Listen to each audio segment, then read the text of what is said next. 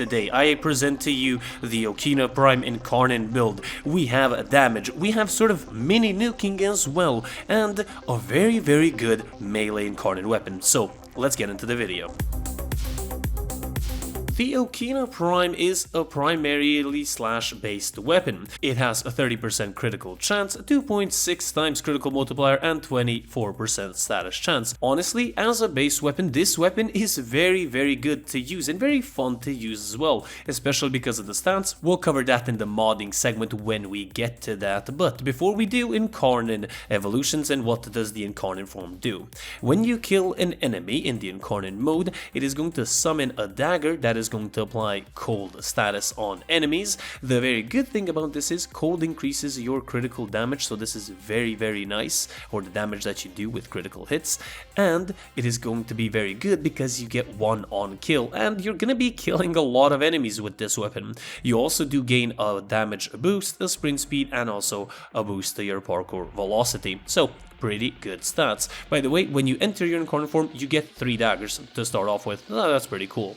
Now, Evolution 2. I went for Synergist 30. This increases my base damage by 20, and on critical hit, it increases my status damage for 10 seconds, stacking up to 5 times.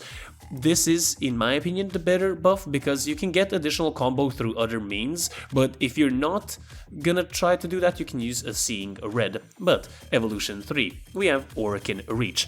I want a little bit more range. I love the Okina's range, it's pretty good, but this additional range is going to be very nice. You can also use Standoff to basically pause your combo counter when this weapon's holstered, and Swordsman's Celerity, you can use this to boost your movement speed by 30%. Now, we have Evolution 4. Commodore's Fortune is the one that I've chosen, and this increases your critical chance by a flat 6%, so that's very cool. Alchemy of War, status chance, and gives you status duration, so that's pretty nice, and Survivor's Edge, critical chance and status chance respectively. Chosen critical chance because you're gonna be getting a lot of status chance, you're gonna be gaining a lot of status damage through the mods in the build. So, you might be wondering, well, god dang it, Weasel, show the build already. Well, this is what the base viral build looks like.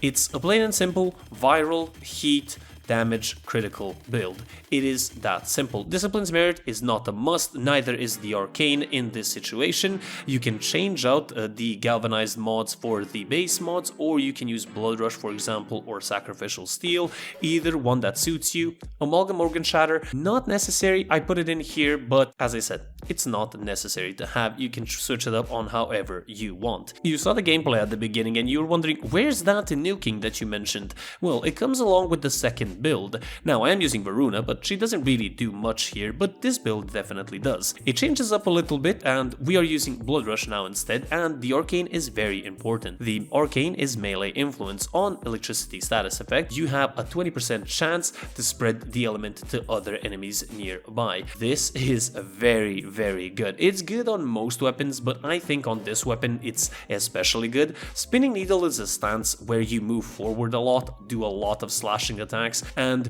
believe you me, you can eliminate trash units just by almost intimidatingly looking at them and not even hitting them. I love the stance, I love the weapon, and this build allows you to basically sort of have a pocket nuke in your Warframe, and with this you can utilize with any Warframe because we already have electricity, we have of course viral, which is gonna always apply, and slash. So heat and additional elements through your primers is going to be even better. Talking about those, I use the Epitaph. This is the specific build that I use. I go for viral and heat here. The Epitaph does apply cold as well, so that's going to be even better. And secondary Encumber is going to proc even more elements, so even better damage. And the second one is the Compressor. The Compressor is a really good weapon because it can sort of kill enemies and also prime them at the same time, so either one of those two you can use. With Warframes and Companions, honestly, do whatever you want. This build, I guess, and also this video is mostly made for